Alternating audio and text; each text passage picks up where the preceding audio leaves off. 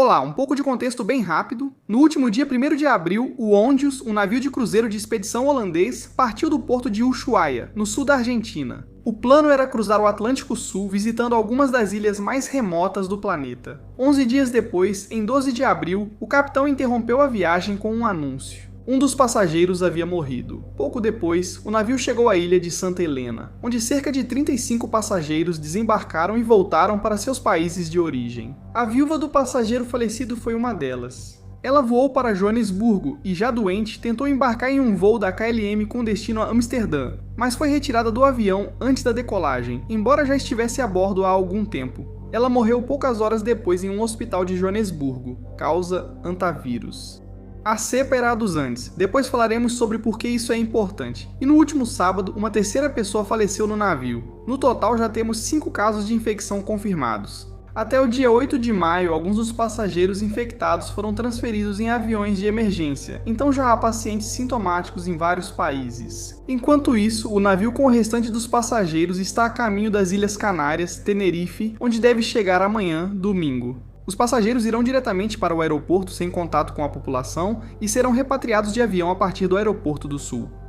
Antes de continuar, quero ser honesto com vocês.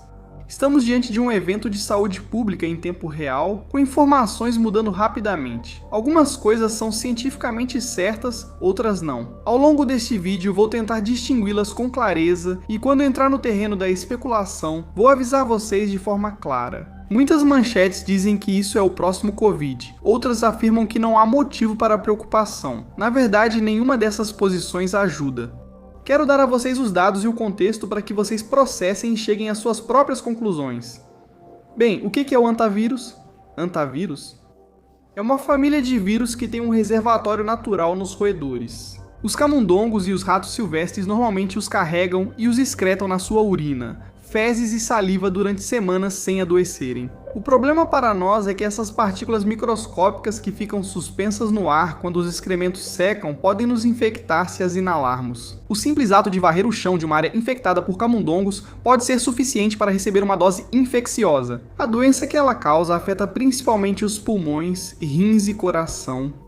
Por isso, o vírus normalmente tem uma taxa de mortalidade entre 1% e 15% em suas variantes euroasiáticas e de 30% a 50% de letalidade nas variantes das Américas. No entanto, esse tipo de infecção é rara e não se espalha além da pessoa infectada, por isso existe há muitos anos e não causou nenhuma pandemia.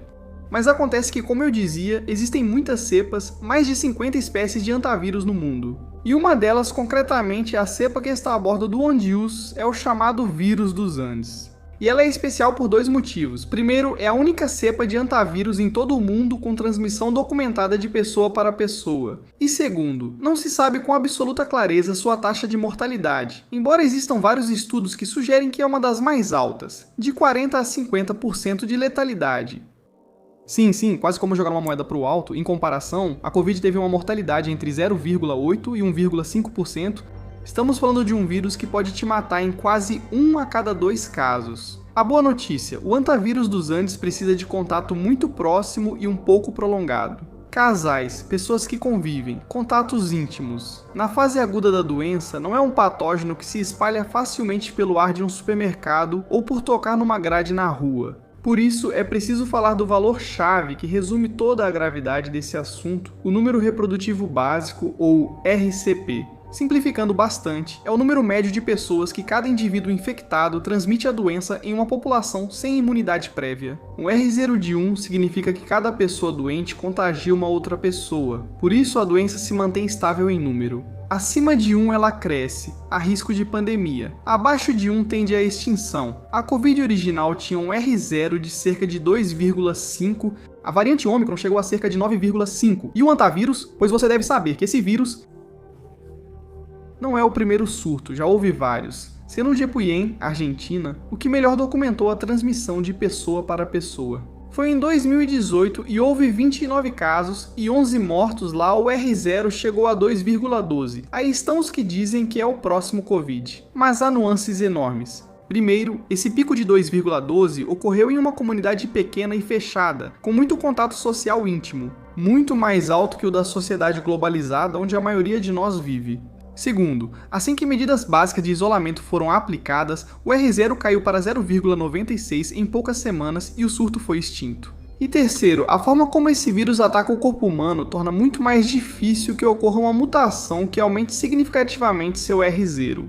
E agora aviso, porque vou passar dos dados para a especulação baseada nos dados. Com as informações do navio atualizadas de última hora, com apenas 6 casos confirmados entre mais de 100 pessoas após semanas de convivência, portanto, o R0 efetivo dentro do navio parece ter sido baixo, próximo ou inferior a 1. Algo coerente com o que sabemos sobre o vírus e uma excelente notícia. E nenhuma surpresa, como eu disse, já houve vários surtos anteriores a este, embora haja 3 frentes abertas neste momento. Em primeiro lugar, o voo da KLM. A viúva ficou pouco tempo naquele avião. Há poucos minutos foi confirmado que uma senhora espanhola de Alicante, que estava no avião a apenas 2 fileiras da viúva, está apresentando sintomas e está em observação. Impacta, mas é apenas uma pessoa entre dezenas, e além disso, infelizmente, o contato foi com uma senhora prestes a morrer, com muitos vírus em seu corpo.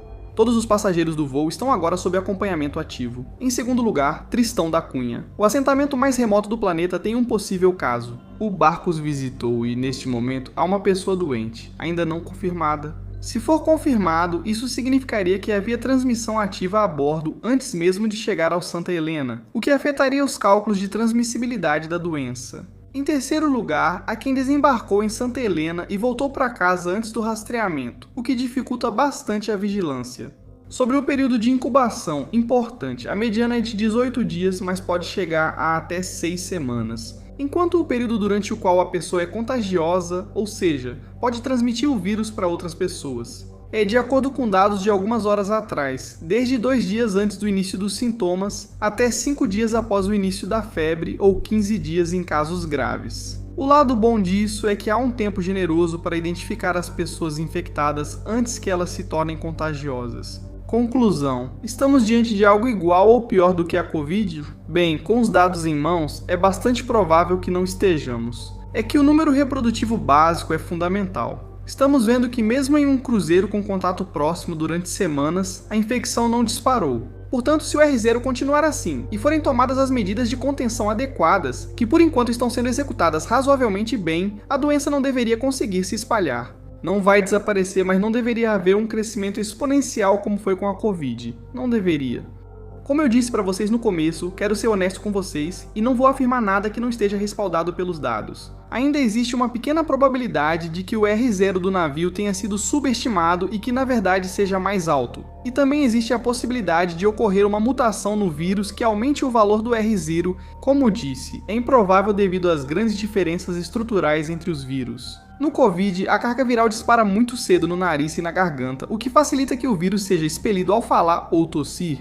O vírus dos Andes, por outro lado, se replica principalmente nas células endoteliais, provoca um edema mais profundo nos pulmões e pode danificar o coração, mas libera relativamente pouco vírus pela saliva. Fazer essa mudança na zona de ataque, passar a infectar áreas diferentes do corpo que sejam mais contagiosas, exige muitas alterações importantes no funcionamento do vírus, mutações complexas que raramente ocorrem na natureza em períodos curtos de tempo. São impossíveis? Não. São muito prováveis? Sim. Portanto, minha mensagem final é: calma, porque embora o risco exista, a probabilidade de que isso fuja do controle é bastante baixa. Não é impossível, pode acontecer, mas é bastante improvável. Os próximos dias serão fundamentais para calcular esse R0 com precisão, e o risco de mutação é algo que sempre existiu. Enquanto não houver muitíssimos infectados, as probabilidades de que haja mutação continuam sendo as mesmas de anos atrás, muito baixas. Muito obrigado por assistir a este vídeo, compartilhe com aquelas pessoas que você acha que possam estar preocupadas. Lembre-se sempre de manter um espírito crítico e revisar todas as informações que você vê em todos os lugares. Internet, mas também televisão e meios tradicionais. E nada mais. Abraço a todos e até o próximo vídeo.